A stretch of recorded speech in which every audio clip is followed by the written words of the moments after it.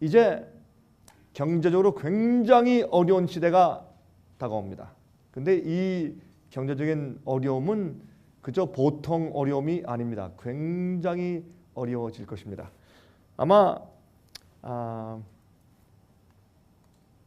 이제 한 달만 있으면 뭐 한 달도 안 남았습니다. 이제 새해입니다. 이제 새해는 아마 굉장히 어려울 것입니다. 굉장히 어려운 시대가 옵니다. 그럴 때 기억하십시오. 자, 그럴 때 주님께서 당신의 백성을 보호하실 것입니까? 보호하십니다. 당신의 전능하신 날개로 보호하실 것입니까? 그렇습니다. 성경에 당신의 백성들에게 양식을 보장하시고 물을 주시겠다고 약속하셨습니까? 그렇습니다. 주의 백성은 이럴 때 높은 반석이 그들의 피난처가 되고 그들이 높은 곳에 다닐 것이라. 그런 약속이 있습니까? 있습니다. 주님의 특별한 은혜에 대한 보호의 그런 천사들의 보호의 약속이 있습니까? 있습니다. 어떤 자들에게? 인침받은 자들에게. 인침받은 자들에게. 주님께서 내 백성의 내 소유야 라고 인정하시는 자들에게, 그래서 이마에 인침받은 자들에게. 이제 그 말씀을 좀 간단하게 좀 드리겠습니다. 어떻게 해서 인침받는 것인가? 에스겔 9장 1절부터 6절까지 있는 말씀을 좀 읽겠습니다. 그가 또 큰 소리로 내 귀에 외쳐 말씀하시되 이 성읍을 관할하는 자들로 각기 살육하는 기계를 손에 들고 나오게 하라 하시더라. 이것은 하나님께서 천사들을 통해서 나가서 성중에 있는, 다시 말해서 내 교회 안에 믿는 자들에게 누가 정말 내 백성들인지 가서 이마에 인을 치고 표하라, 그렇게 말씀하시는 것입니다. 그래서 천사들이 뭘 가지고 나갑니까? 죽이는 기계를 손에 들고 나가요. 인침 받지 못한 자들은 죽이고 인침 받을 자들에게는 이마에 표하고, 그런 말이에요. 좀 아주 두려운 그런 표현들입니다. 에스겔서에 있는 9장에 있는 말씀은 2절, 내가 본즉 6사람이 북향한 윗문길로 쫓아오는데 각 사람의 손에 살육하는 기계를 잡았고, 이건 천사를 말하는 것입니다. 그 중에 한 사람은 가는 베옷을 입고 허리에 서기관의 먹그릇을 찼더라. 그들이 들어와서는 놋 제단 곁에 서더라. 자 보십시오. 여기에 6사람은 어떻게 해요? 사람을 치는 칼을 갖고, 그 중에 한 명은 표하고 인치는 붓을 가지고, 그렇죠? 그러니까 몇 대 1입니까 지금? 6대 1입니다. 그러니까 심판받아서 죽는, 멸망당하는 숫자가 훨씬 많죠. 그러니까 숫자를 이렇게 표현하셨죠. 자, 3절, 그룹에 머물러 있던 이스라엘 하나님의 영광이 올라 성전 문지방에 이르더니 여호와께서 그 가는 베옷을 입고 서기관의 먹그릇을 찬 사람들을 불러 이르시되 너는 예루살렘 성읍 중에 순행하여, 여러분 제가 어제 말씀드린 것처럼 구약 성경에 있는 많은 말씀들은 이 시대 마지막에 살고 있는 우리들을 위해서 더 많은 의도를 가지고 기록된 것을 기억하십시오. 구약 시대는 구약 시대 끝난 것이 아닙니다. 하나님은 옛날의 하나님과 지금 하나님과 미래 하나님이 같습니다. 하나님은 동일하신 분입니다. 변치 않습니다. 그러므로 여러분 구약시대에 말씀하신 것은 상징적으로 우리에게 다 적용됩니다. 보세요. 여기에 보면은 이 천사들이 나가서 어떻게 해요? 예루살렘 성읍 중에 순행하여 믿는 자들, 교회 안에 있는 자들, 예수를 안다는 사람들 말이죠. 그 가운데서 행하는 모든 가증한 일로 인하여 탄식하며 우는 자의 이마에 표하라 하시고, 인침받을 사람들은 교회 안에 있는 가증한 일들 때문에 탄식하며 우는 자들이네요. 그게 무슨 말입니까? 적어도 이 사람들은 잠자고 있지 않습니다. 타락과 타협에 포함된 사람들이 아닙니다. 그걸 슬퍼하고 탄식하는 것입니다. 조는 자들, 죽은 자들, 우상과 합한 자들, 세속과 합한 자를 위해서 탄식하며 우는 자들입니다. 중보하는 사람들입니다. 그들 이마에 표하라. 그러니까 인침받는 경험하는 자들이 어떤 자들인지가 이 성경에 표시되어 있습니다. 나의 듣는데 또 그 나온 자에게 이르시되 너희는 그 뒤를 쫓아 성읍 중에 순행하며 아껴 보지도 말며 긍휼을 베풀지도 말고 쳐서 늙은 자와 젊은 자와 처녀와 어린아이와 부녀를 다 죽이되 이마에 표 있는 자에게는 가까이 말라 내 성소에서 시작할지니라 하시며, 다시 말해서 교회에서 시작하라 말입니다. 주님의 심판이 어디에서? 교회에서부터 시작하라. 그들이 성전 앞에 있는 재밌어요. 교회 앞에 있는 늙은 자들로부터 시작하더라.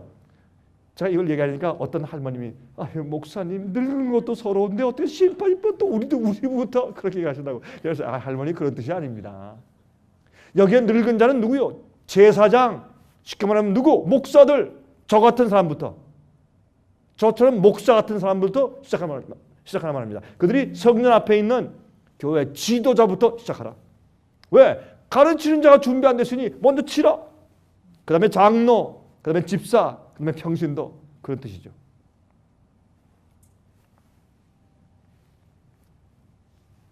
자, 그런데 이 얘기가 구약 성경에 있는 얘기 같죠? 똑같은 얘기가 요한계시록 7장에 있어요.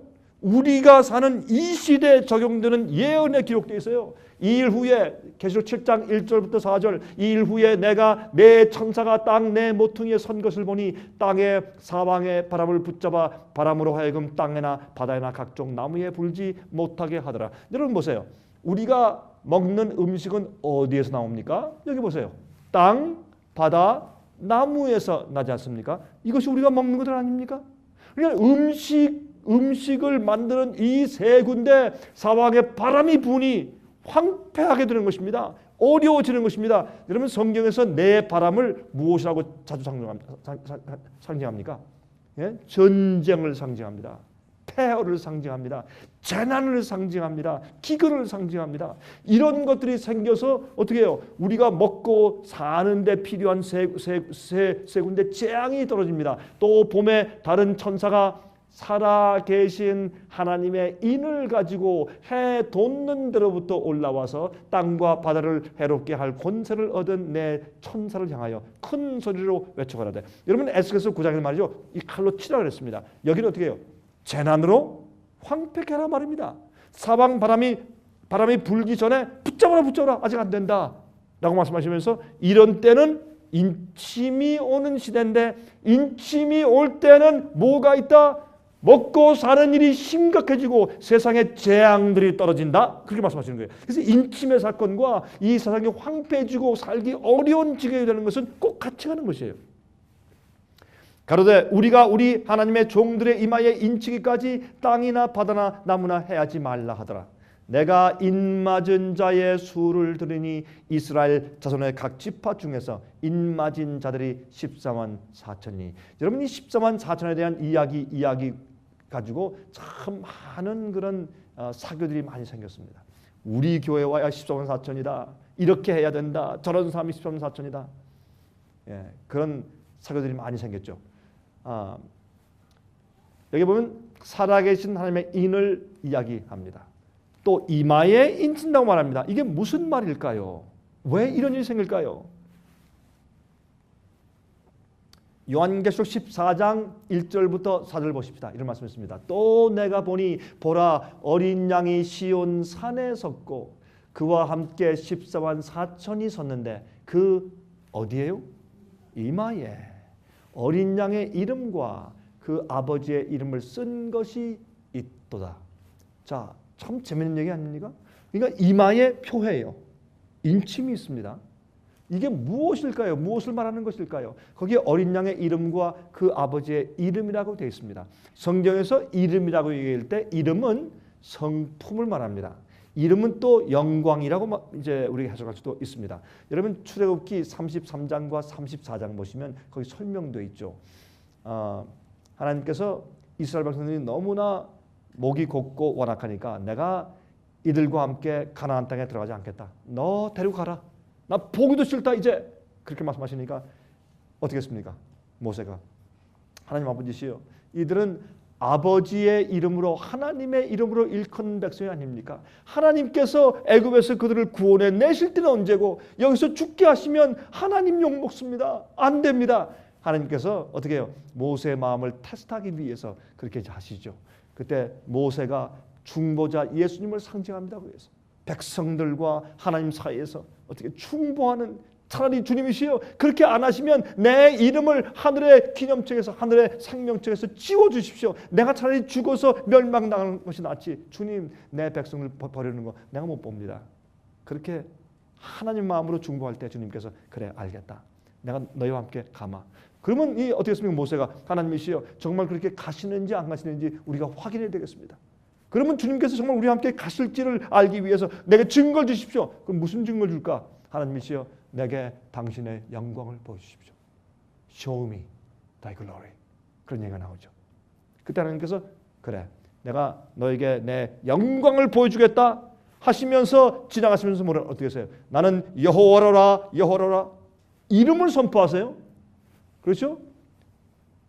자비롭고 은혜롭고 노하기를 더디하며 인자와 진실이 많으신 하나님으로다 성품을 선포해요. 그러니까 영광을 보여주세요 했는데 이름을 선포하시고 또 무엇을요? 성품을 설명해 주세요. 그래서 성경은 말이죠. 하나님의 이름은 당신의 영광을 상징하고 당신의 영광 이름하면 그것은 곧 하나님의 성품이 어떠하다는 것을 말하는 대표적인 명사란 말입니다. 그때 어떻게 하십니까? 이 모세가 하나님의 영광을 보면 죽습니다. 그래서 바위 틈 속에 갖다 넣고 손을 가리워서 그 앞을 지나가시다가 살짝 띄어서 그 등을 조금 보게 하십니다. 영광을. 그렇죠? 그 경험 가운데서 하나님께서 영광과 이름과 성품, 하나님의 품성은 같은 것이다. 그래서 그들 이마에 어린 양과 아버지의 이름이 있다라고 하는 것은 예수님의 품성을 닮았다 그 말입니다.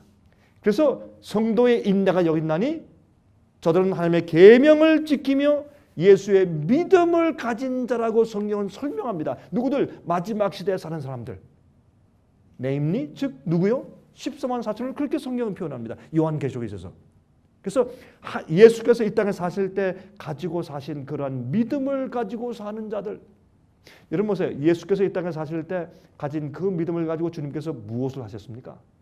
대개 사람들은 예수께서 기적을 했습니다. 귀신을 쫓고. 여러분 그것은 한쪽 모습이죠. 그렇게 하신 이유는 예수님께서 하늘에서 오신 자요. 또 주께서 말씀하신 말을 사람들이 듣고 믿고 순종하라는 그 권위를 나타내 보여주기 위해서 그것을 알려주시기 위해서 아버지께서 성령을 통해서 예수께서 기적을 행하는 그런 능력을 베푸신 것이죠. 기적을 위해서 기적을 행한 것이 아니라. 그래서 예수님께서는 말이죠. 이 땅에서 사실 때 기적을 많이 행하신 것 사실입니다. 죽은 자를 살리시고. 그러나 그것이 중요한 것이 아닙니다. 예수님께서 이 땅에 사실 때 성육신 하신 생애 가운데 가장 중요한 포인트는 뭐냐면 여러분과 저와 똑같은 이런 육체를 가지고 오셔서 죄를 짓고 살지 않으셨습니다. 이게 예수의 믿음입니다. 이것이 예수님의 생애고 그것이 예수님의 성품입니다. 우리 같은 형편 가운데 히브리 4장에 말씀하기를 그는 한결같이 우리와 똑같이 시험을 받은 자로되 죄를 짓지 않았다 그랬습니다. 죄가 없었으니라 죄를 짓지 않았어요. without sinning이에요. 그러니까 이건 굉장히 심각한 얘기입니다. 그래서 예수님이 이 땅에 사실 때 어린 양으로 사신 그 품성, 내 속에 있는 타고난 이 죄의 본성, 속성, 죄로 악으로 기울어진 그 속성 과 겉에서 또한 마귀가 계속 공급하고 보내주는 유혹, 시련, 내 주의 그런 환경, 그런 모든 것을 하나님의 능력과 성령의 은혜로 승리하는 것, 그것이 어린 양의 믿음입니다. 그것이 예수의 믿음입니다. 여러분 이것은 굉장히 중요한 것입니다. 이 경험이 이해되지 못하면 인침이 무엇인지 전혀 감각이 없는 사람들입니다. 근데 이런 가르침이 너무나 생소하니까 오늘날 믿는 자들은 그런 얘기할 때 저거 완전주의 아니야? 아니 강 목사가 뭐 자기는 죄 짓지 않는다고 말하는 거야? 무슨 말이야? 이렇게 단단한 음식을 먹은 적 없으니까 맨날 어린아이가 되어서 기초적인 것만 계속 예수 믿으시오 복 받습니다. 주님 믿으면 아이들 잘 됩니다. 뭐 건강합니다. 예? 뭐 사랑합시다 연합합시다. 그렇게만 하죠. 어린 양의 이름이 기록된 것은 예수께서 이 땅에 사실 때 그의 개성과 품성이 우리에게 각인되고 품성으로 인쳐졌다 그런 뜻입니다. 아버지의 이름이 기록되어 있어요. 내가 하늘에서 나는 소리를 들으니 많은 물소리도 같고 큰 내성도 같은데 내게 들리는 소리는 검은 것 하는 자들의 그 검은 것 하는 것 같더라. 저희가 보좌와 내 생물과 장로들 앞에서 새 노래를 부르니. 왜 노래해요? 우리가 기쁠 때 노래합니다. 슬플 때 노래합니다. 낙심되었을 때 노래합니다. 위로하기 위해서 노래합니다. 노래는 우리 인간이 표현하는 우리 마음속에서부터 우러나오는 우리의 태도입니다. 우리의 감정입니다. 우리의 철학입니다. 우리의 신학입니다. 그렇죠? 새 노래는 경험의 노래입니다. 왜 땅에서 구속함을 얻은 14만 4천인 밖에는 능히 이 노래를 배울 자가 없더라. 왜 그렇습니까? 경험의 노래니까. 경험의 노래니까. 이건 빌려줄 수가 없습니다. 그렇죠? 아내 때문에 남편이 구원받고 남편 때문에 아내가 구원받고 부모 때문에 자식이 구원받고 그런 거 없지 않습니까? 그래서 이건 어떻게 했습니까? 새 노래는 경험의 노래입니다. 무슨 노래? 예수님처럼 이 땅에 시련 당하거나 환난을 당하거나 아니면 유혹과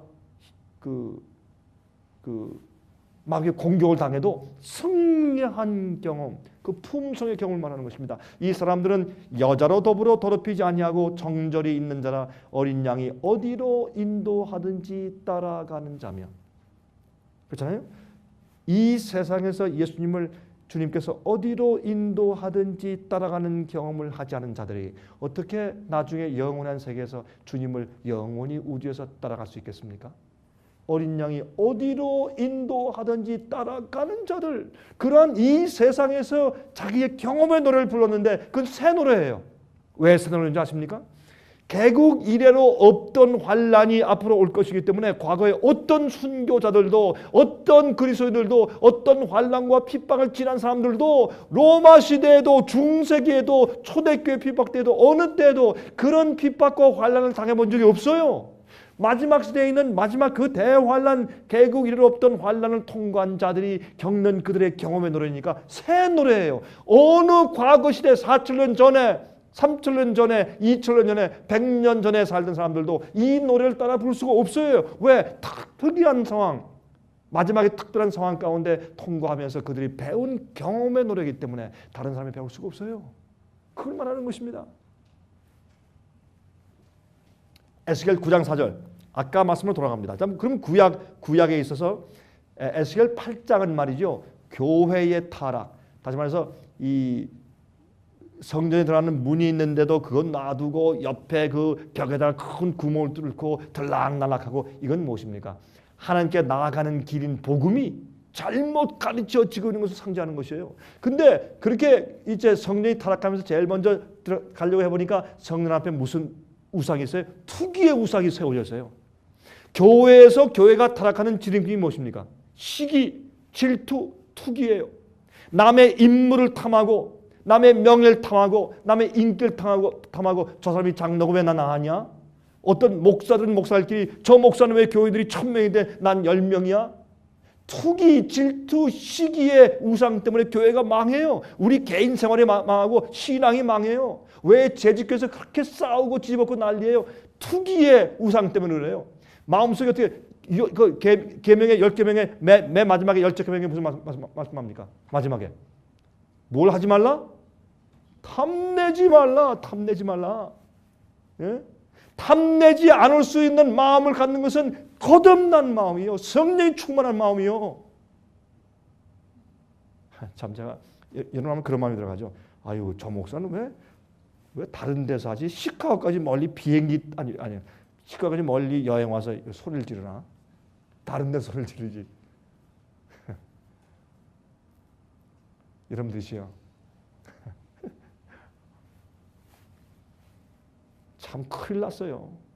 정말 큰일 났어요. 요즘에 믿는 자들, 교회들 큰일 났어요. 무슨 일이 생기는지 소경들이요. 소경이 소경을 인도하니까 다 빠져 죽지. 여러분 아세요? 지금 화면 통해서 제 강의를 듣는 사람들은요, 참 많아요. 제가 그분들에게도 함께 말씀하고 있는 것이에요. 소경들이요. 눈 멀었어요. 어떤 일이 오는지도 모르고 어떻게 준비됐는지도 모르고 깜깜해. 뭐 보여야지. 제가 한 번은 말이죠. 그때가 상당히 오래됐기 때문에 옛날 일인데, 한 번은 제가 여기 시카고에 시월즈 타워 있지 않습니까? 그 당시 시월즈 타워는 지금 세상에서 두 번째로 높죠? 시월즈 타워가 그렇습니까? 두 번째, 세 번째예요. 요즘에 어디야 저기 뭐 말레이시아에 있는 그뭐 쿠알라룸푸르 가면 모든 빌딩도 세워놨으니까 요새는 자꾸 경쟁을 해서 잘 모르겠습니다만은 근데 한 번은 제가 맹인들 기독교인들 맹인들 좀 한 그룹이 와서 제가 데리고서 시를 타러 한번 올라간 적이 있어요. 올라가는데 자꾸 한번 가서 구경을 가져요. 그래서 제가 가운데 어디서 맹인들이 시카고에 와가지고 시를 타워를 올라가서 구경을 좀 하고 싶어 하나 좀 이상하더라고요. 그렇지만 또 좀 불쌍한 맹인들이 원하니까 데리고서 올라가는데 거기 용이 빠르지 않습니까? 저 엘리베이터 올라가는데 쫙 올라가니까 목사님 이거 뭡니까? 엘리베이터입니다. 야 빠릅니다. 그래서 올라갔어요. 올라가서 남들보다 더 많이 구경해. 다 위에 돌면서 말이죠. 다 저한테 물으면서 여기 어디입니까? 지금 뭐가 보입니까? 한 바퀴 다 돌고서 구경하고 내려왔어요. 내려왔는데 집에서 우리는 안 가겠다고 집에 남아있는 사람들이 있었는데 그 사람들한테 들어오면서 하는 말을 듣고 제가 깜짝 놀랐어요. 뭐라고 줄 알았어요? 야 여보시오 우리는 기가 막힌 구경하고 왔는데 당신은 왜 집에 있었어? 그런 말을 해요. 맹인들이. 제가 그 얘기를 들으면서 아니 뭘 보고 왔다 구경했다 이게 무슨 말이야? 제가 그때 느낀 것이 있어요. 사람들이 자기가 눈이 떠 있는 줄 알아요. 여러분 자기가 눈이 안 보이는데도 그 안 보이는 자기 세상과 자기 삶에 너무 익숙해 있기 때문에 그것이 마치 보고 사는 것처럼 착각을 해요. 오늘날 믿는 자들이 꼭 그래요. 이것이 예수 믿는 일이고 이렇게 하는 것이 인침받는 길이고 이러면 어떻게 되는지 구원받고 주님께서 오실 때 어떻게 들림 받겠지. 천만의 말씀이요. 절대 안 그래요. 여러분 회개해야 돼요. 다시 생각하세요. 여러분 마귀는요 이 세상을요 새를 잡듯이 그물을 딱 쳐가지고 큰 달렬로 다 이렇게 호시탐탐 노리고 있는데 이제요 사골 팔고 못해? 다 팔아먹어요 신앙들 앞으로. 이제 보세요. 그러므로 여러분 지금 어떤 경험을 해야 되는가? 인침의 경험을 해야 돼요. 인침을 받으면 하나님의 특별한 보호가 있어요. 인침을 받으면 눈이 떠요. 영적으로 알게 돼요. 보게 돼요. 깨닫게 돼요. 함정에 빠지잖아요. 주님의 인도하심을 이해하게 됩니다. 자, 그래서 말씀드리는 것이에요. 그런데 여기 보세요. 에스겔 9장 4절에 말씀하기를 이르시되 너는 예루살렘 성읍 중에 순행하여 그 가운데서 행하는 모든 가증한 일로 인하여 탄식하며 우는 자 이마에 표하라 하시고. 여러분 이 얘기를 하기 전에 8절에 말씀드렸지만 이렇게 되기 전에 교회에서 어떻게 투기하는 우상 때문에 막 구멍을 뚫고 성소에 들어가서 가보니까 어떤 일을 해요?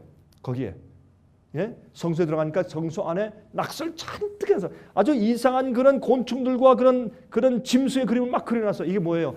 복음이 타협돼서 엉터리 잘못된 그런 복음으로 성소 안에 낙서가 잔뜩한 것이에요. 그런 뜻이에요. 그게 그렇게 된 다음에 그 다음에 9장에 뭐가 생겨요? 심판이 와요. 그 가운데서 탄식하며 우는 교회 안에서 기독교 안에서 믿는 자들 안에서 가증한 일이 벌어지고 이건 믿는 자인지 아닌지 우상 숭배자들인지 아닌지 세상을 좋아하는 사람들과 믿는 자들 가운데 차이가 별로 없는 것을 보면서 탄식하며 우는 자들에게 이마에 표하라. 그렇게 말씀하시는 것이에요. 지금이 그 시대입니다. 예수께서 예언하신 그 마지막 시대가 지금입니다. 여기 말씀하기를 표하라 그랬어요. 표하라. 근데 이 표하라는 말은 중국말로나 한국말로나 영어로나 독일말로나 어느 나라 말로 그대로 번역할 수가 없습니다. 번역이 안 돼요. 왜? 히브리 말씀 가운데 말씀하기를 타오짤 써라. 그렇게 타오짤 써서 이렇게 표시하라. 그렇게 되어 있기 때문에 이것은 번역이 안 됩니다. 그래서 그냥 표하라 그렇게 번역을 했어요. 그러면 이게 무슨 뜻이냐? 여러분 이것이 히브리 말입니다. 저도 히브리 말을 제가 아주 참 많은 시간에 걸쳐서 배웠는데 지금 다 잊어버렸어요. 제가 헬라 말도 배우고 히브리 말도 배우고 다 했는데 지금 다 잊어버렸어요. 이게 보면 뭐 조금 기억이 나지만 이건 뭐하러 신학교에서 이런 걸 잔뜩 가르치는지 모르겠어요. 여러분 이제 렉식만 보면 말이죠. 이 학자들이 히브리 말, 헬라어 말 번역 다 해놓고 다 우리가 성경을 이해할 정도는 말이죠. 할 수 있도록 자료를 다 만들어 놨는데 이거 배우느라고 뭐 나중에 제가 배우고 난 다음에 하나 써먹지도 못하대. 그럴 때 의에 대해서나 가르치지. 예? 여기 보세요. 이 히브리 이제 알파벳은 오른쪽에서 왼쪽으로 가죠. 알렙, 베스, 기멀, 달렛, 해, 바이, 자인, 체테 이렇게 가요. 근데 이 맨 마지막에 가서 이제 인간 여기 마지막 요 글자 타우. 요 타우가 히브리 알파벳의 마지막 글자입니다. 근데 왜 타울자를 쓰라고 하셨을까? 흥미가 있어요. 타우자는 맨 마지막 글이기 때문에 이렇게 해석할 수도 있을지 몰라요. 아, 맨 마지막까지 남은 자들 그렇게 해석을 할 수도 있을 것이에요. 그러나 굉장히 중요한 해석이 하나 있어요. 이게 타우자입니다. 히브리에. 근데 타우자는 여러분 우리가 옛날에 먹을 갈아가지고 붓글씨 썼지 않습니까? 그렇죠? 무릎 딱 긁고 정결하게 앞에 이제 문창호지 같은 거 놓고서 다 붓글씨 썼죠. 근데 그때 보면 스트로크이죠. 스트로크인데 타우자 쓸 때는 이게 1, 2, 3예요. 그래서 스트로크가 3개예요.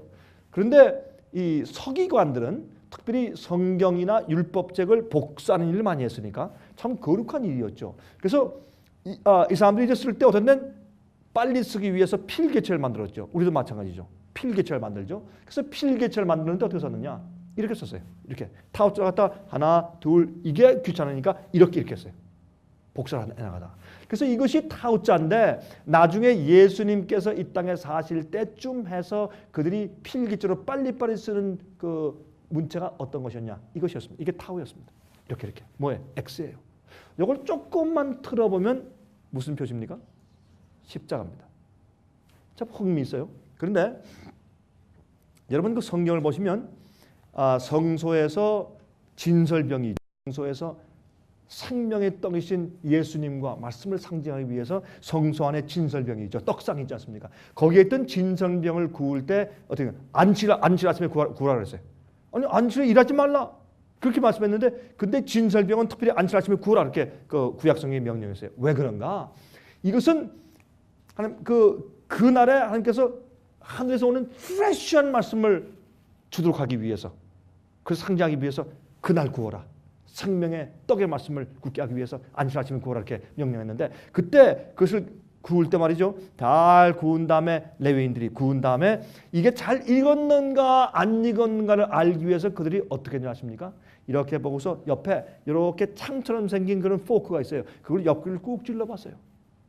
이게 전부 다 성소의 상징인데 예수님께 십자가 돌아가실 때 죽었나 안 죽었나 알기 위해서 로마 군인이 뭐 했어요? 긴 창으로 예수님의 옆구리를 콕 찔렀어요. 익었나 안 익었나 알기 위해서.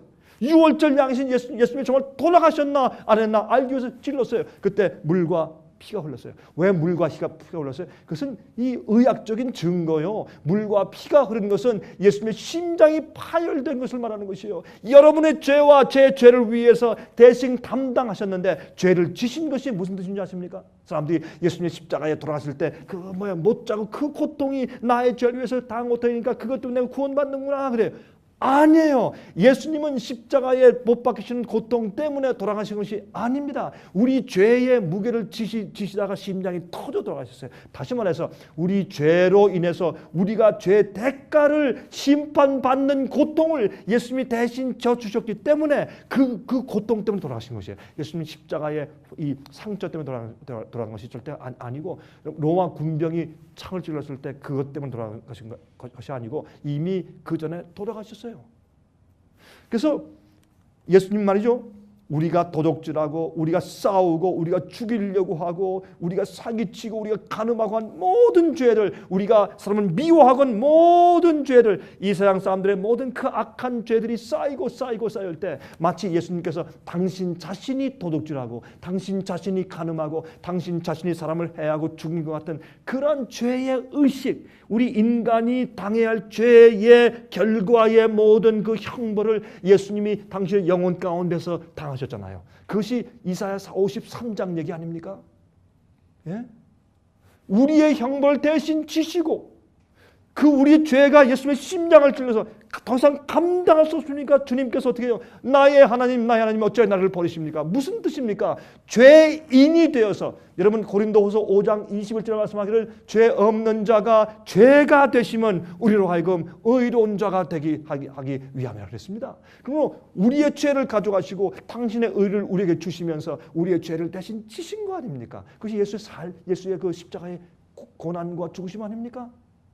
그러므로 예수님께서 우리 죄를 대신 지시는 경험 가운데 하나님 아버지께로부터 완전히 버림받은 느낌을 느끼셨기 때문에 나의 하나님 어째 나를 버리십니까? 엘리 엘리 라마 사박다니. 엘리 엘리 라마 사박다니. 왜 하나님의 아들이 아버지께 버림받아요? 쇼한 겁니까? 아닙니다. 진짜 버림받은 것은 여러분의 죄와 제 죄가 예수님의 십자가의 어깨 위에 그때 놓여 있었습니다. 그게 눌러서 예수님은 감당할 수 없어 심장이 팍 터져버렸습니다. 그때 심장이 터진 그 심장에서 나온 피가 예수님의 가슴을 꽉 채우는 겁니다. 그 다음에 이 군병이 예수님의 옆구리를 찌르니까 거기에서 혈청과 혈구가 갈라져 있다가 구멍이 뚫리니까 새어서 흐른 것이 물처럼 피처럼 흘렀단 말입니다. 이것이 예수님의 희생의 죽음입니다. 여러분 Passion of Christ라는 영화가 있었죠. 멜 깁슨 유명한 배우가 만든 그 영화. 그건 완전히 가짜고 거짓말입니다. 그건 로만 캐톨릭에서 가르치는 십자가입니다. 아닙니다. 여러분 예수님이 그냥 모질게 채찍에 맞으시고 고통당하시는 예수님의 육체적인 고통만 잔뜩 그려놨어. 그건 끔찍해서 볼 수가 없어요. 그걸. 그거 아니요. 그 육체적인 고통 때문에 우리가 구원받은 것이 아니라 예수님의 영혼이 우리를 위해 대신해서 죄의 형벌을 대신 받겠다고 차원하신 것이에요. 그 죄를 예수님 대신 지신 것이에요. 우리가 지은 그 죄를 당신 자신이 실제 지어버려서 그 죄의 대가를 받으시고 형벌 받는 것처럼 영혼이 고통하신 것 때문에 그 대속의 죽음 때문에 여러분과 제가 사는 것이에요. 십자가는 여러분 멜 깁슨 말한 그런 일상한 영화 그렇게 우리의 구속이 이루어진 것이 아니요.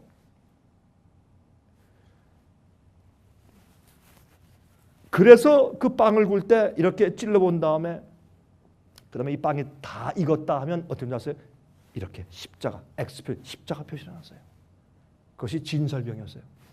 여러분 출애굽할 때 어떻게 출애굽할 때 제일 첫 6월절 날 여러분 이 죄가요, 죄를 진 사람도 문설주와 임방에 양의 피를 바르면 심판이 뛰어 넘어가.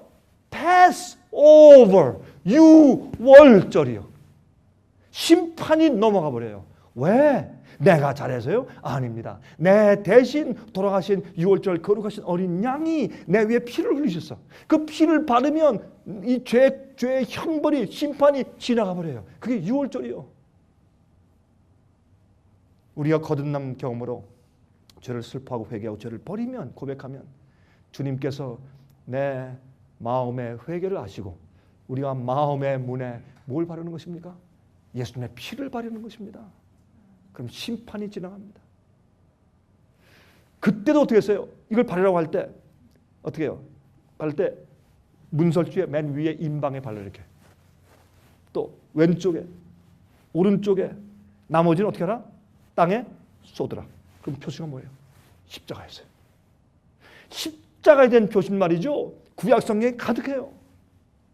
사람들이 몰라서 그렇지. 그래서 이 십자가에 표시를 하라 이런 뜻인데 그게 무슨 뜻인지 아세요? 십자가는 그죠? 나 십자가 믿습니다. 주여 날 불쌍히 해주세요. 이게 아니라 십자가는 너무나 거룩한 하나님의 희생과 사랑을 표현하는 것이기 때문에 우리가 십자가를 똑바로 바라보고 알고 깨달으면 우리가 죄를 그냥 가지고 있을 수가 없어요. 그 이해하십니까? 우리가 십자가를 똑바로 이해하고 보면요. 그 악을 그냥 우리가 가지고 있는 채 살 수가 없습니다. 그건 불가능합니다. 그건 버리게 되어 있습니다. 고백하게 되어 있습니다. 깨끗하게 되어 있습니다. 이것이 의롭게 되는 것입니다. 많은 사람들이 말이죠. 주님이시여 나는요 우리 아버지 때부터요. 우리 아버지 알코올 중독자입니다. 우리 어머니 신경질 부리는 아주 정말 아주 고수입니다. 그러니까 나는 이런 사람입니다. 주님 나 이렇게 태어났으니까 어떻게 합니까? 그저 불쌍히 여기시고 용서해 주시고 날 살려주십시오. 그거 아닙니다. 우리가 정말 예수님의 사랑과 내 죄를 위해서 돌아가신 것을 알면 내 이 죄와 악을 위해서 돌아가신 예수님의 사랑과 십자가의 은혜를 정말 이해하면 난 그 악을 그냥 가지고 있을 수가 없어요. 그 악한 본성이 내 조부가 어땠든지 내 조상이 어땠든지 그러한 악으로 기울어진 경향이라도 나를 범죄케 만들 수가 없습니다. 왜? 주님의 사랑은 그것보다 훨씬 더 강력하니까.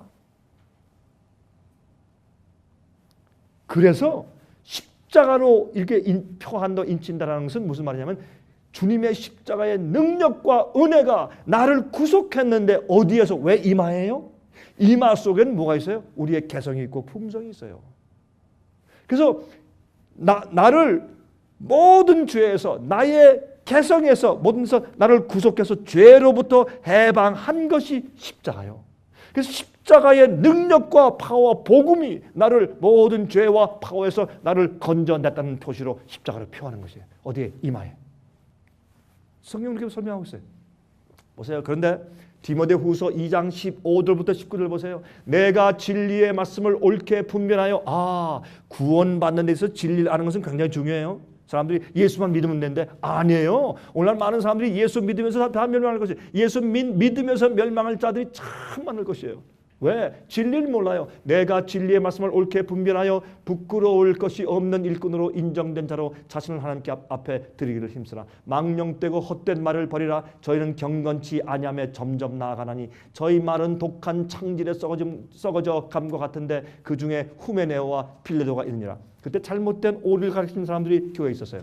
진리에 관하여는 저희가 그릇되었도다. 부활이 이미 지나갔다 하므로 어떤 사람들의 믿음을 무너뜨리느니라. 보니까 어떤 교리 가운데 잘못된 오리를 가르쳐요. 그렇죠? 아니다. 진리를 옳게 분별해야 된다. 진리에 대해서 중요하게 설명하신 말씀이 나와요. 또 가보십시다. 그러나 19절 보세요. 그러나 하나님의 견고한 터는 섰으니 무슨 터? 진리의 터. 여러분 디모데후서 말씀하기를 교회는 진리의 기둥과 터라고 그랬잖아요. 그래서 견고한 터가 섰어요. 어디에? 진리. 여러분 성경의 교리를 똑바로 이해하는 것은 참 중요해요. 왜요? 진리를 똑바로 이해하는 것은 하나님을 똑바로 이해하는 것이고 주님께서 우리를 어떻게 인도하시고 구원해 내시는 방법을 똑바로 이해하는 것이라고 말해요. 하나님의 견고한 터는 섰으니 인침이 있어 일러스되 주께서 자기 백성을 하신다 하며 또 주의 이름을 부르는 자마다 불의가 뭐예요? 죄 아니에요. 죄에서 떠날지어다. 죄를 품고 죄 습관을 그냥 행하고 있으면서 죄에 노예된 자꾸 하기 싫어도 자꾸 죄에 끌려다니는 품성을 그냥 가지고 있는 자들은 인침받지 못합니다. 이마에 표받지 못합니다. 여기 보세요. 인침이 있어 일러스되 주께서 자기 백성을 나가세요. 어떻게 하세요? 주의 이름을 부르는 자마다 불의에서 죄에서 떠날지어다. 그렇게 말씀했어요. 그러면 이게 뭐예요? 복음의 결론이에요. 복음은 주님의 십자가의 사랑을 정말 알면 우리가 그 똑같은 악을 행하며 살 수 없어요.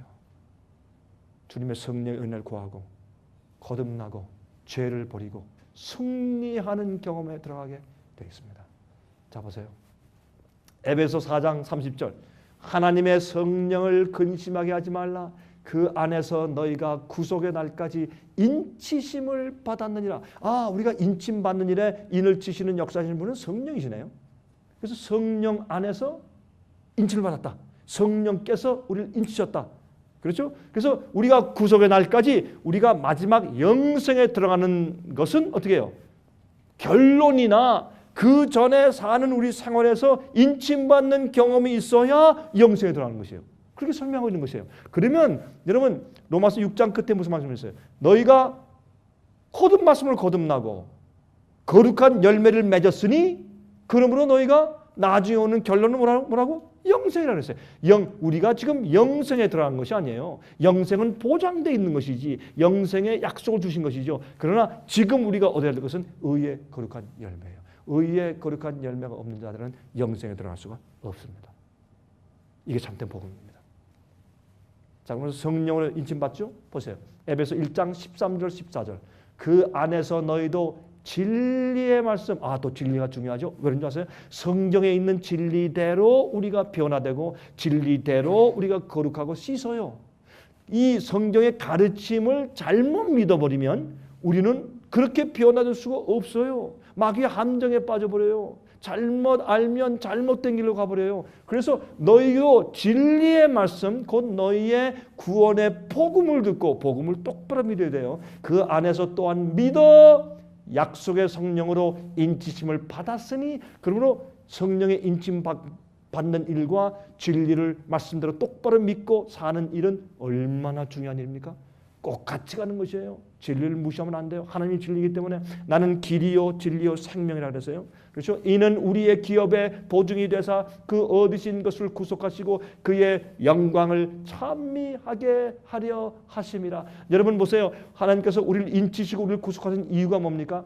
계속해서 이사야 43장에 말씀했고 또한 신약에도 말씀했고 여러 군데 말씀하신 이유는 주님께서 우리를 구속하시고 영생에 들어가게 하시는 이유가 뭐다? 아주 간단해요. 주님께서 우리를 구속하시는 이유는 하나님 여호와를 그의 영광을 찬미하게 하렵니다. 영광과 이름과 품성은 같은 것이라고 설명드렸죠. 그리고 하나님이 이런 분이다라는 것을 찬송해. 어떻게? 예? 사람들이 우리 아이들 보고 아유 그 아이들이 얼굴이 아빠 꽃같이 닮았네요. 예? 닮았기 때문에 또 우리 손자를 보고 아유 할아버지 좀 닮았네요. 닮았다?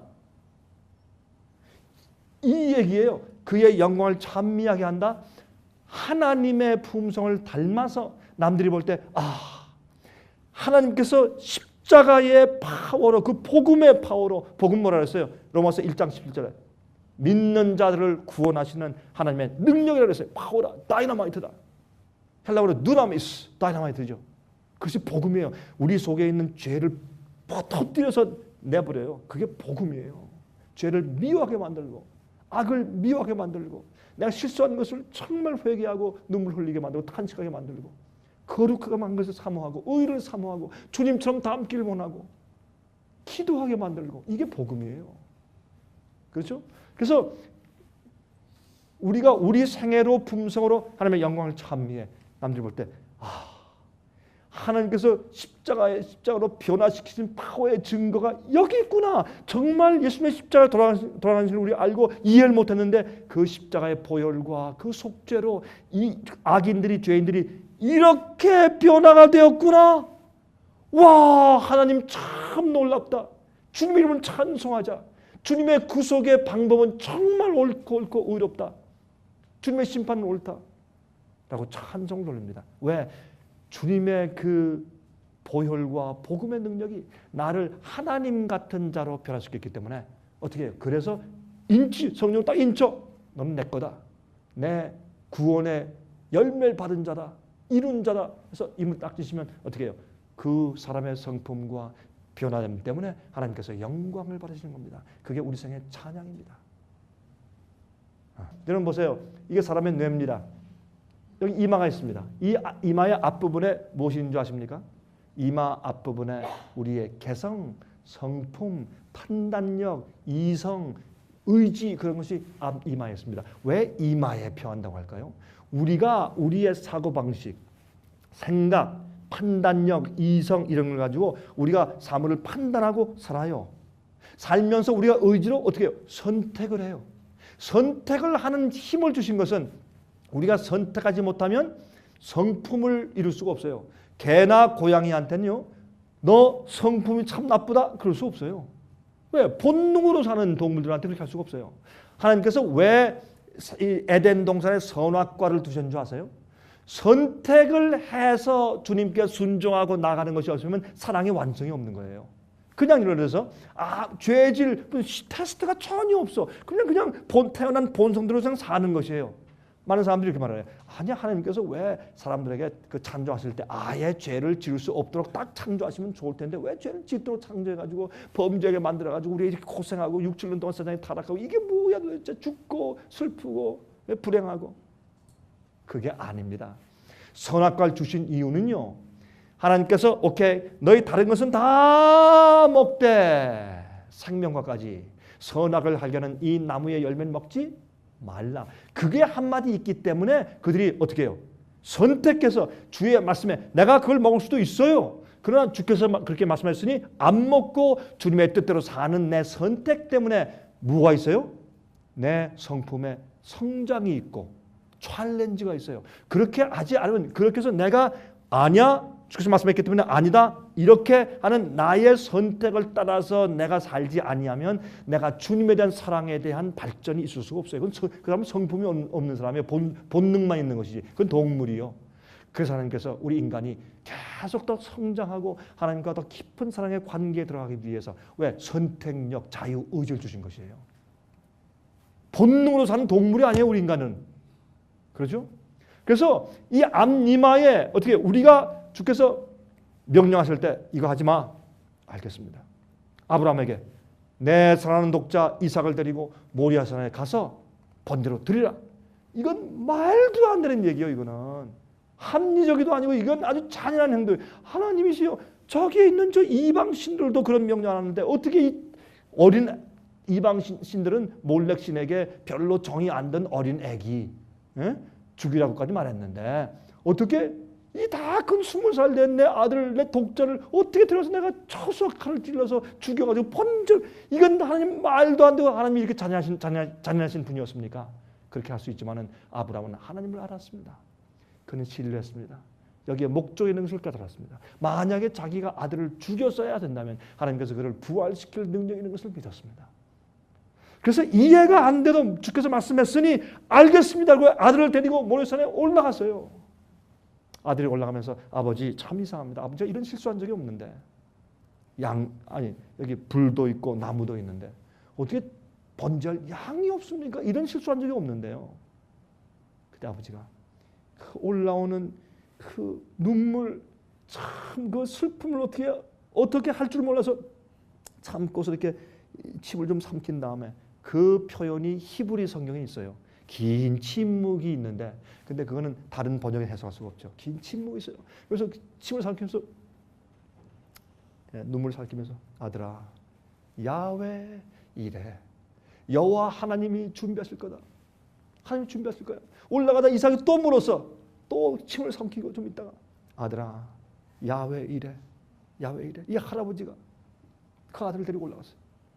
그리고 칼을 들려 할 때 쇼가 아니에요. 정말 죽이려고 할 때 그때 아브라함의 그 순종을 보고 그 믿음과 헌신을 보고 하나님께서 됐어요. 아브라함, 오케이, 됐다. 내가 내 가장 사랑하는 독자까지 나에게 바칠 정도로 나를 신뢰하고 순종하니 이제 드디어 네가 나를 경외하는 줄을, 두려워하는 줄을 이제 내가 알았다. 그것을 요한계시록 14장에 뭐라고 하는지 아세요? 한 천사가 날아가면서 영원한 복음을 가지는데 이 복음은 세상 나라의 모든 백성과 방언과 민족과 족속들에게 전할 영원한 복음을 가졌더라. 그 복음을 얘기할 때 무슨 복음? 영원한 복음을 가졌더라. 이 영원한 복음을 할 때 뭐라고 설명해요? 하나님을 두려워하고 경외하고 똑같은 얘기예요. Fear the Lord. 그리고 그에게 영광을 돌리라. 아까 보세요. 우리가 주님께 영광을 돌리고 찬미하게 하려 함이라. 이게 인침받는 사람이에요. 그러면 아브라함은 믿음의 조상이기 때문에 인침받는 것이 무슨 경험인지 딱 신뢰를 주신 것이 하나님께서 아브라함을 통해서, 무엇을 통해서? 가장 혹독하고 힘든 시험인 자기 최고 사랑하는 그 아들, 세상에 없어도 괜찮고 아무것도 없어도 괜찮은데 아들 없으면 죽겠어 아버지가. 많이 늙은 할아버지가 낳은 아들이니까 그 아들을 데리고 모래산에 올라가서 그 죽이는 그 주님의 명령이면 다 순종하는 그런 믿음을 베풀 때 하나님께서 아브라함 알았다. 이제 온 하늘이 네가 나를 이렇게 경외하고 두려워하는 것을 이제 알았다. 이제부터 너는 만민들의 조상이다. 믿음의 조상이다. 이게 복음 얘기예요. 그게 어떻게 무서워서 하는 거예요? 아니에요. 주님을 너무 사랑하면요. 하나님을 저는 어떤 때요. 이 밤하늘에 별들 보면 어떤 두려워요. 와, 이렇게 거룩하고 이렇게 놀라운 하나님께서 이 먼지만도 못한 세상에 오셔서 날 위해 돌아가셨다. 두려워요. 그 놀라운 그 크신 능력 때문에 또 그 사랑 때문에 저는 overwhelmed. 너무 기가 차서 저 두려워요. 그게 두려워하는 것이에요. 무서워 떨라는 말이 아니에요. 하나님을 알기 때문에. 이게 이마에 인치는 경험이요. 하나님의 사랑과 십자가를 정말 알면 우린 죄에서 해방돼요. 죄 파에서 해방돼요. 그 경험이 인침받는 경험이에요. 십자가를 표하는 경험이에요. 예? 자 보세요. 요한계시록 13장 15절부터 18절 저가 권세를 받아 그 짐승의 우상에게 생기를 주어 그 짐승의 우상으로 말하게 하고 또 짐승의 우상에게 경배하지 아니하는 자는 몇이든지 다 죽이게 하더라. 짐승의 표에 환란이 오지요. 그런데 뭐라고 말씀했어요? 저가 모든 자 곧 작은 자나 큰 자나 부자나 빈궁한 자나 자유한 자나 종들로 그 오른손이나 이마에 표를 받게 하고 누구든지 이 표를 가진 자 외에는 매매를 못하게 하니 이 표는 곧 짐승의 이름이나 그 이름의 수라. 여러분들은 마지막 환란과 짐승의 그 핍박이 올 때 여러분들은 하나님의 계명을 지키며 주님의 진리대로 살기 위해서 어떤 인간적인 유죄나 잘못된 것을 억압할 때 여러분들은 어떻게 하시겠습니까? 그때 신앙을 팔겠습니까? 성경적이 아닌 것을 억압할 때 여러분 어떻게 하시겠습니까? 이것은 교황권이 하는 일이에요. 교황권이 하는 일은 세계를 통합하는 일이에요. 종교 통합, 경제 통합, 나라들 통합. 이것은 성경에서 너무 분명한 것이에요. 여러분 아세요? 이 개신교회는 원래 프로테스탄트예요. 항거하는 자들이에요. 어디에? 예? 그러한 잘못된 교회 제도와 교황, 아니 교회의 아버지가 어디 있어요? 예수님 우리 아버지시지. 그런 잘못된 제도에 항거해. 그런 제도가 성경을 잘못 풀이하고 잘못 가르쳐서 이방신 가르침의 오류와 그다음에 성경 가르침을 짬뽕시켜서 바벨론화해서 음행의 포도주로 사람들을 취하게 만드는데 항거하는 자들이 개신교인들이에요. 여러분 그러므로 이런 데 항거하는 믿음을 가진 자들은 인침받는 자들이야 합니다. 여러분 그런 일이 앞으로 올 때 아닙니다. 난 성경대로 이렇게 하면서 옛날에 순교자들이 말씀 하나를 위해서 그걸 붙잡고 진리를 위해서 목숨을 초계처럼 버린 그런 경험들이 앞으로 우리에게 오게 될 것입니다. 그때 누가 설 것인가? 마귀는요. 칼보다 사형보다 예? 약물로 죽이는 것보다 예? 사자밥보다 더 무서운 그런 핍박과 그 다음에 공격 방법이 있는 것을 그가 알았어요. 그게 뭐예요? 경제적인 공격이에요. 너 사고 팔고 못해. 너 굶어 죽어. 네 아들 우유값도 없어. 예? 추운 겨울에 나가서 살 집도 없고 어떻게 될 것이에요? 예? 이럴 때 그때도 하나님 신뢰하며 내가 풀무풀이 타고 있는데 신성 앞에 절하지 않는 사드락과 메삭과 아벳느고와 같은 그런 믿음을 실천할 수 있을까요? 이것이 마지막 짐승의 표의 환란이에요. 그때는 인침받고 있어야 돼요. 그런 자를 주님께서 보호하실 것이에요. 그러나 주님께서 보호하시는 능력을 보내기 전에 먼저 주님께서 테스트해서 시험하실 것이에요. 인침이 있는지 없는지. 15장 1절부터 4절 같은 요한계시록 또 하늘에 크고 이상한 다른 이적을 보매 일곱 천사의 일곱 재앙을 가졌으니 곧 마지막 재앙이라 하나님의 진노가 이것으로 마치리로다. 또 내가 보니 불이 섞인 유리바다 같은 것이 있고 짐승과 그의 우상과 그의 이름의 수를 이기고 벗어난 자들이 유리 바닷가에 서서 하나님의 검은 고를 가지고 하나님의 종 모세의 노래 어린 양의 노래를 불러 가로되 주 하나님 곧 전능하신 이시여 하시는 일이 크고 기이하시도다. 만군의 왕이시여 주의 길이 의롭고 참되시도다. 주여 누가 주의 이름을 두려워하지 아니하며 영원롭게 하지 아니하오리이까 오직 주만 거룩하시니이다. 주의 의로우신 일이 나타났음에 만국이 와서 주께 경배하리다 하더라. 여러분 여기 보세요. 여기 14만 4천이 새 노래를 부르는데 무슨 노래예요? 여기 보니까 짐승과 그의 우상과 그의 이름의 수를 이기고 벗어난 자들이에요. 짐승의 표 환란을 벗어난 자고 통과하고 승리한 자들이에요. 근데 이 자들이 보세요. 무슨 노래를 불러요? 14장에는 그들이 새 노래를 부른다. 15장에는 그 새 노래가 무엇인지 설명했어요. 보세요. 모세의 노래와 어린 양의 노래를 불러요. 모세 노래는 언제 불렀어요? 미디암이 합창 대장돼서 언제 불렀어요? 홍해를 건넌 다음에. 그들이 주님께서 나가라 해서 그들이 끌고 참 기쁨으로 나왔는데 나가다 보니까 앞에는 바다야. 옆에 왼쪽 오른쪽엔 산맥이에요. 갈 길이 없어요. 뒤에 보니까 바로 군대가 죽이려고 막 달려와요. 사면 초가예요. 그때 어떻게 했어요? 사람들이 금방 불평하고 부신하면서 우리를 여기서 죽이려고 우리를 끌고 나왔습니까? 하고 돌을 치려고 했어요. 그렇죠? 그때에 모세가 여호와의 구원을 보라 소리치면서 지팡이로 어떻게 해요? 홍해를 가리켰어요. 그랬더니 어떻게 됐어요? 홍해가 갈라졌어요. 근데 여러분 10개란 영화 있잖아요. 10개란 영화에 보면 쫙 갈라지죠. 제가 한 번은 캘리포니아에 있는데 옛날에 제가 가가지고 그거 만든 장면을 봤더니 야 시시해 뭐 시냇물 흐르게 해놓고 이렇게 갈라지게 하는 거 찍었대요. 근데 뭐 어쨌든 뭐 그래서 한 번에 쫙 갈라지는 거 아닙니다. 성경을 다시 읽어보세요. 어떻게 됐어요? 동풍을 보내사 밤새도록 물을 말리시냐 그랬어요. 한 번에 쫙 아니에요. 밤새도록 말려 떨어졌어요. 왜인 줄 아세요? 물은 갈랐지만 그 밑에가 갯벌이거든. 그걸로 말라야 마른 땅처럼 건너죠. 주님은요 한 번에 쫙이 아니에요. 그들이 믿음으로 여호와의 기적을 구원을 보라 했을 때 어떻게 해요? 쫙 갈라지는 그 믿음으로 바라봤어요. 그런데 밤새도록 그때 죽으면 어떻게? 그때 저 뒤에는 불기둥이 확 있어가지고 바로 군대가 올 수가 없었어요. 앞에는 어떻게 해요? 지금 당장 갈 길이 없지만 깜깜한 밤에 그들은 주님을 신뢰하고 기도하면서 기다리고 있어야 합니다. 앞으로 시련의 밤이 와요.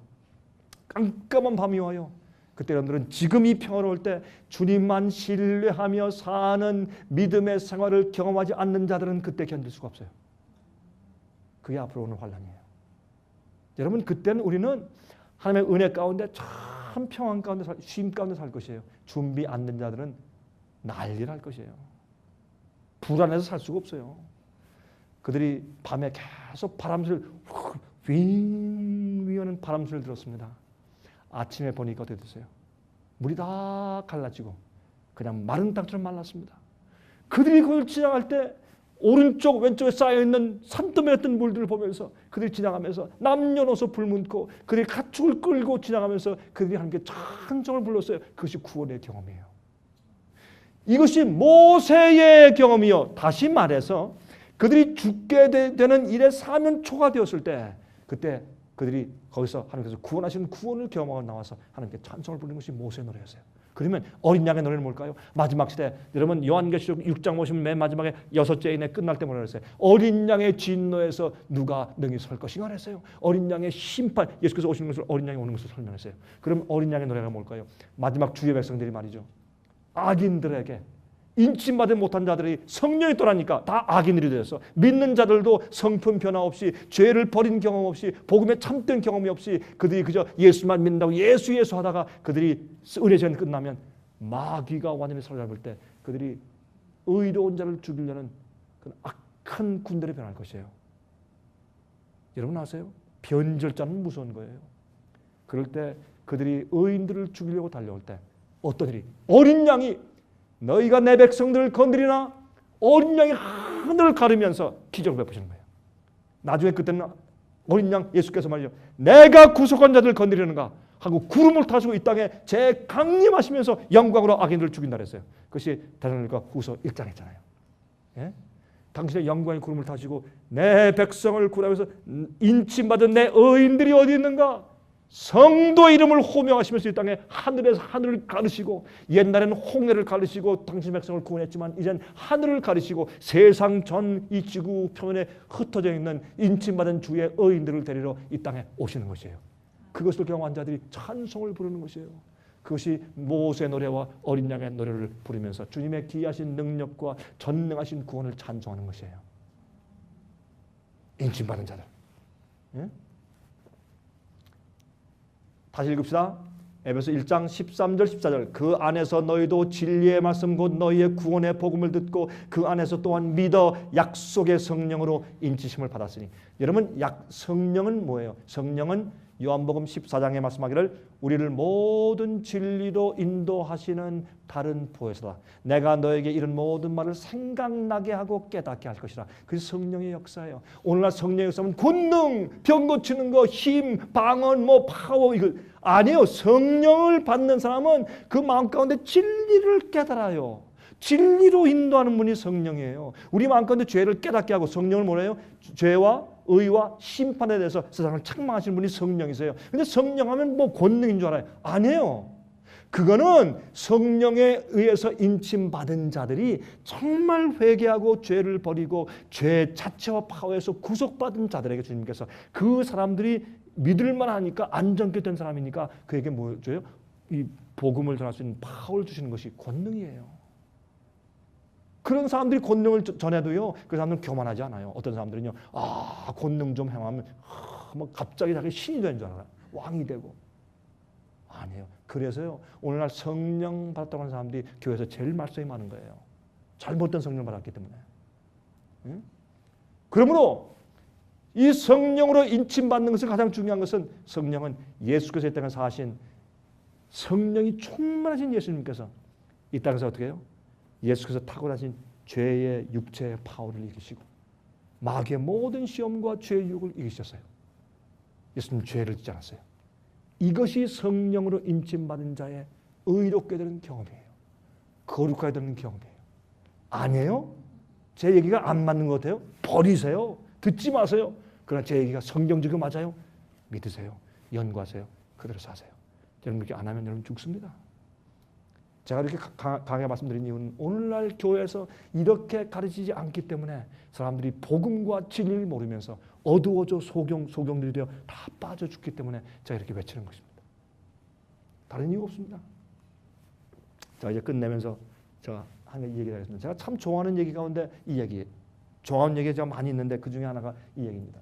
저는 이 얘기를 한번 책에서 읽으면서 참 이제 감동을 받았어요. 이거는 복음 얘기구나. 이건 하나님께서 내 영혼에 하시는 그 얘기를 말하는 것이구나. 내가 그걸 이해했어요. 여러분 프리츠 크라이슬러라고 미국의 유명한 그런 바이올리니스트겠죠. 이 바이올린 연주자가 있었습니다. 근데 이 사람은 이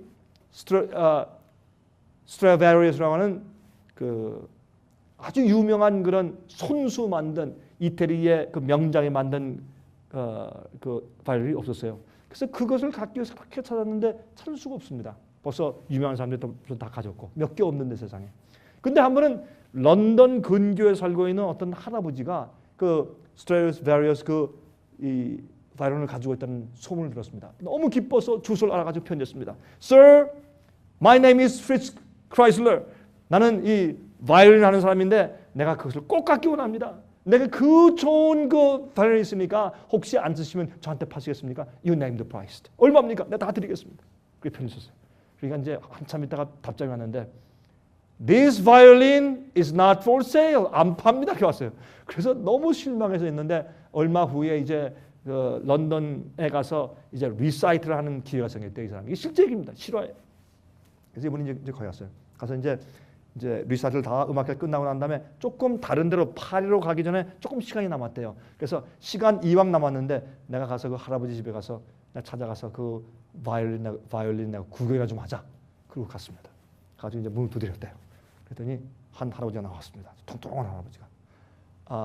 Sir, I'm sorry, but I'm the one who wrote you. 내가 그 바이올린에 대해서 내가 좀 물었지 않습니까? 내가 그 프리츠 크라이슬러입니다. 그랬더니 무뚝뚝하게 투명하게 I told you it's not for sale. 안 파는데. 내가 압니다. 이미 말씀하셨죠. 제가 그게 아니라 내가 이왕 왔으니까 나 한번 정말 그 진귀한 바이올린 정말 값이 얼마인지도 모르는 그 바이올린 구경이나 한번 가게 해주십시오. 나 좀 그거 갖는 게 소원이었는데 이거 말했다. 오케이, 가만히 들어갔습니다. 들어가서 이제 이런 그 벽장 같은데 문을 열더니 그 선반에 얹어 있는 이 바이올린 케이스를 꺼내더래요. 이렇게 내리는데 꺼내 보니까 그 위에 먼지가 뽀얗게 이렇게 앉아 있어. 그걸 꺼냈어요. 그래서 이 할아버지가 이렇게 먼지를 떨고 그렇게 조심히 이렇게 열었습니다. 그런데 보니까 정말 낡은 것 같은 윤이 안 나는 그 바이올린이 거기 있는데 이 프리츠 크라이슬러는 한눈에 저것이 얼마나 진귀한 것인가 금방 눈에 들어왔어요. 그래서 보여주니까 너무 기뻐서 하는 얘기가 내가 지금 봤으니까 한번 만져도 되겠습니까? 그러니까 오케이, 한번 만지라고. 그래서 저걸 가지고 한번 꺼내보았습니다. 보니까 이 명장의 눈에 벌써 이게 얼마나 아름다운 좋은 악기인지 금방 눈에 이제 그 가치를 알게 된 겁니다. 너무 아름다워요. 그래서 Since I have touched it, 내가 이제 만졌으니까 한 번만 내가 플레이 해도 되겠습니까? 그랬더니 이 할아버지가 그랬대요. You are asking too much. 그랬더니 한번 go 해. 하나만 좀 연주해라. 그리고 빨리 가라.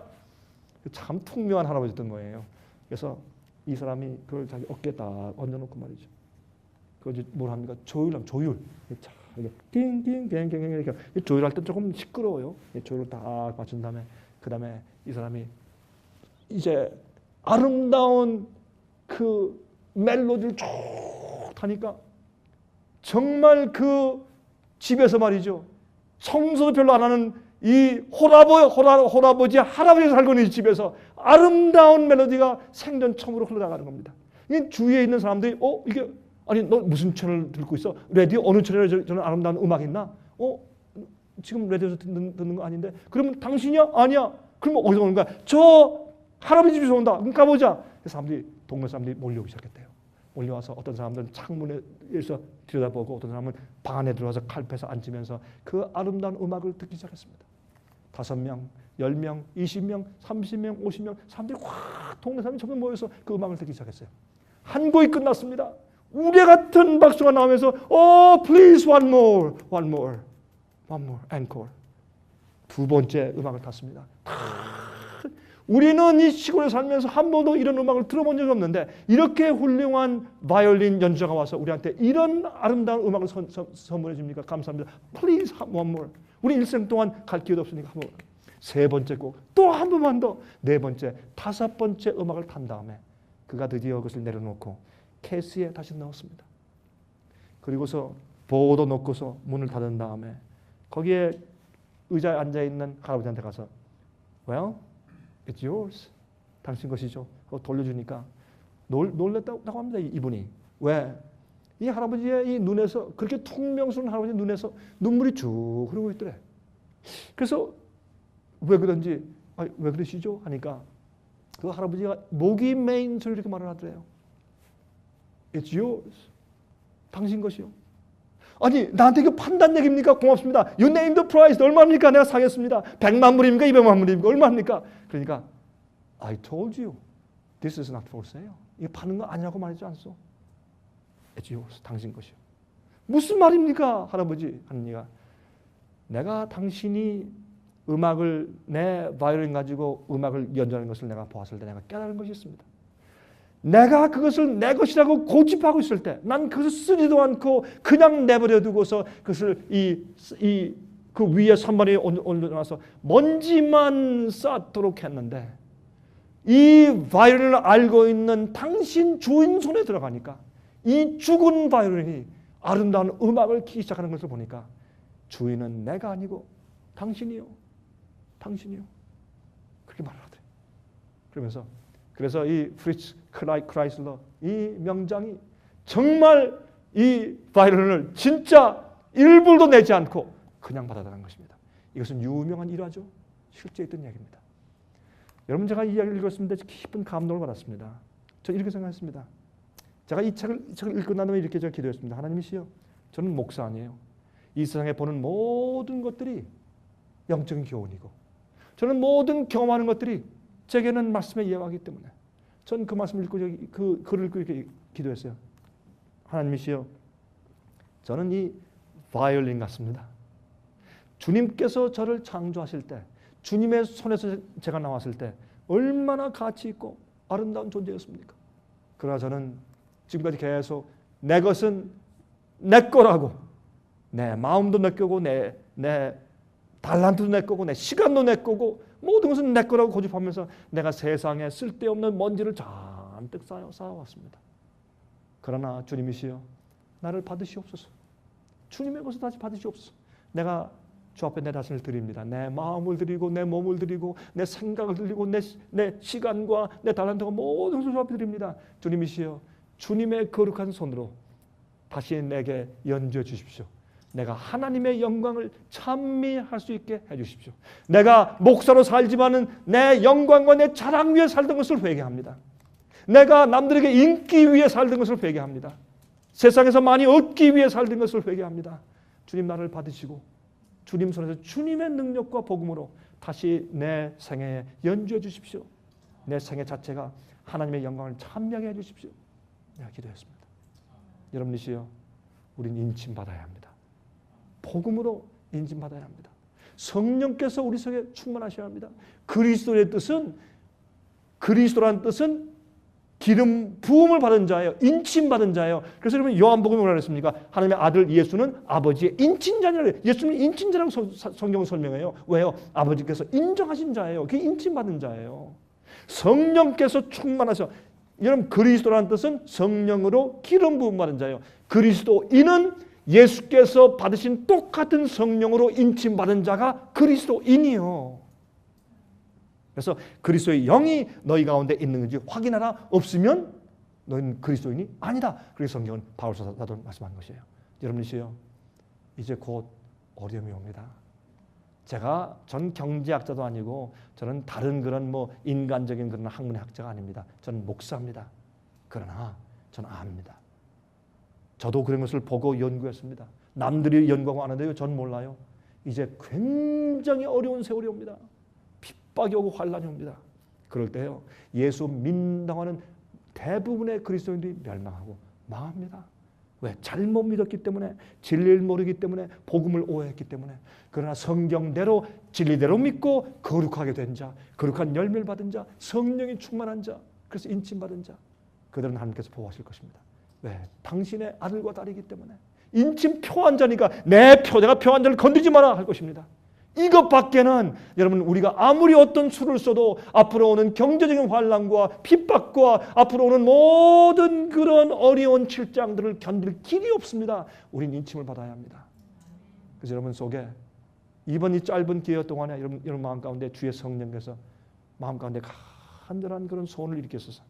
여러분들과 여러분의 교우들과 친척들과 가족들을 정말 이런 성령의 역사로 인도해 가는 그런 소원을 가지신 분들 되시기를 제가 간절하게 소원합니다.